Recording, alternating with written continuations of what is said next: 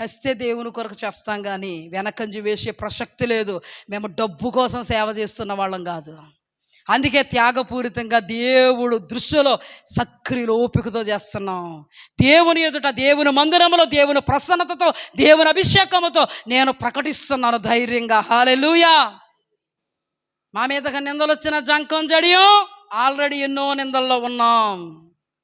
భయపడాల్సినటువంటి పరిస్థితి లేదు. మా దేవుడు మమ్మల్ని విడిచిపెడితే భయపడాలి, కానీ మా దేవుడు బిడ్డ ఇంకా నీతో ఉన్నాను, నో ప్రాబ్లం అంటే ఇంకెందుకు మాకు భయం? ఏమండి, దేవుని సంబంధులకు దుష్టుల సంబంధాలు చచ్చే వరకు తగులుతూనే ఉంటారు. మా మీదకి వచ్చిన వాళ్ళు అందరూ దుష్టుల సంబంధాలని డిక్లేర్. ఇంకెందుకు బాధ?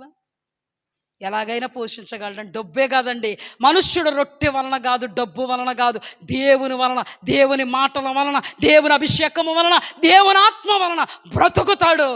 హల్లెలూయా. ఏమున్నా లేకపోయినా దేవునికి స్తోత్రం కలుగును గాక. ఈ రోజున నేను ఎలుగెత్తి దేవుని వాక్యాన్ని ఎందుకు చెప్పగలుగుతున్నానో తెలుసా?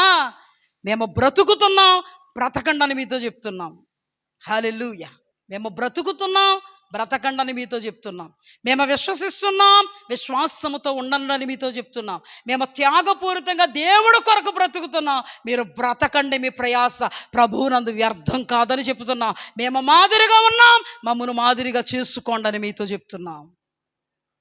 దేవునికి మహిమ కలిగి. పరిస్థితుల్ని ఇప్పుడు కూడా మనం అంచనా వేయలేం. ఏ రోజు ఏం జరుగుతుందో మనకు తెలియదు. అందుకే హబక్కూకు అంటాడు, ఏమున్నా ఏమి లేకపోయినా నేను యెహోవా యందు సంతోషిస్తాను. భక్తుడైనటువంటి యోబు అన్నీ కోల్పోయినా యెహోవా యందు సంతోషించాడు. దరిద్రుడు ఏమీ లేకపోయినా దేవుని యందు సంతోషించాడు. ఈ రోజున దేవుడు నీతో నాతో మాట్లాడుతున్నాడు. మనము దేవుని యందు సంతోషిద్దాం, మనము దేవుని యందు ధనవంతులం అవుదాం, మనము సత్క్రియలోపికతో చేద్దాం, వాస్తవమైనటువంటి జీవం కొరకు మంచి పోరాడదాం, సత్క్రియలోపికతో చేద్దాం. త్యాగపూరితంగా చేసేదాన్ని దేవుడు చూస్తాడు. దేవుడు వాక్య పరిధిలో మనం ఉందాం, ఎగస్ట్రాగా దేవుని కొరకు చేద్దాం, త్యాగంతో చేద్దాం. ఖచ్చితంగా దేవుడు మెచ్చుకుంటాడు. మనకు అద్భుతమైనటువంటి ఆధిక్యతను పరలోకములో దక్కించుకుందాం. హల్లెలూయా. ఈ లోకంలో శాలువాలు, ఈ లోకంలో పూలదండలు ఆఫ్టర్లు అండి, చెత్త.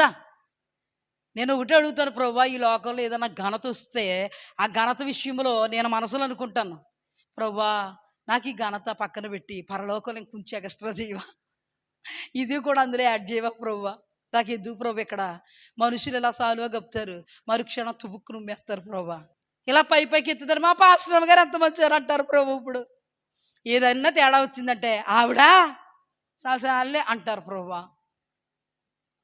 ఎందుకు ప్రభువా ఇక్కడ రికార్డులు, రివార్డులు, అవార్డులు? పరలోకంలో కొంచెం పెంచు. నాకు వాస్తవంగా చెప్తున్నానండి, నేను కనపరచబడినటువంటి పరిస్థితులు చాలా వచ్చిన అతిశయించాల్సింది దేవుని బట్టేని, దేవుని ఎదుట తలదించి దేవుని స్తుతించేటువంటి అనుభవాలండి మావి.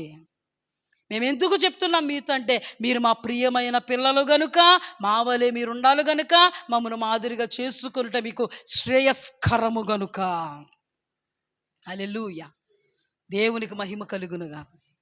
దేవునిలో ఉందాం, దేవుని పరిధిలో నిలబడదాం. దేవుడు ఎంతో త్యాగపూరితంగా ఏర్పాటు చేసినటువంటి ఈ మార్గపు పరిధిని దాటకుండా ఈ మార్గములో నిలబడడానికి ప్రయాసపడదాం. త్యాగపూరితంగా ప్రభు కొరకు జీవిద్దాం. ఆ వాస్తవమైన లోకం కొరకు 1000 కళ్ళతో ఎదురు చూద్దాం. నమ్మదగినటువంటి వాడు, నమ్మకమైనటువంటి వాడు మన విశ్వాసాన్ని ఉమ్ము చేయడు. హల్లెలూయా. మనల్ని ఆ వాస్తవమైన జీవితంలో నిలబెడతాడు. అంతేకాదు, ఈ లోకములో ఎంతోమందికి ఆశీర్వాదకరంగా ఉంటాం, మేలుకరంగా ఉంటాం, క్షేమకరంగా ఉంటాం, ఎంతోమందిని ఆత్మలో బ్రతికిస్తాం. మన జీవితాల్లో దేవుడు ఎన్నో అసాధారణ కార్యాలు చేస్తాడు, అద్భుతాలు చేస్తాడు, సూచక్రియలు చేస్తాడు. దేవుని మహిమ మనలో కనపరుస్తాడు, మన ద్వారా కనపరుస్తాడు. మహిమ కలిగిన లోకములో మహత్యముతో మనల్ని నిలబెడతాడు. దేవునికి మహిమ కలుగునుగాక.